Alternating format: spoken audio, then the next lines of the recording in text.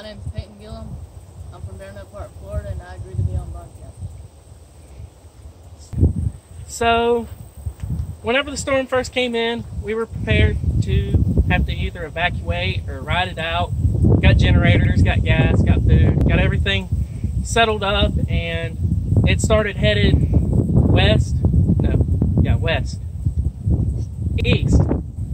Yeah, I'm turning around right now, but east. And we thought we were going to get it, so we prepared, and lo and behold, it went over to Louisiana's way, and I feel bad for all them that way, but we didn't really get it bad here. We got a decent amount of rain, a little bit of wind, nothing terrible. We ended up staying. Nobody had to evacuate. A little bit of flooding. As of right now, this is the only road around here that I've found that's flooded. We've been riding around all day looking for flooded roads, playing in it, just being rednecks, but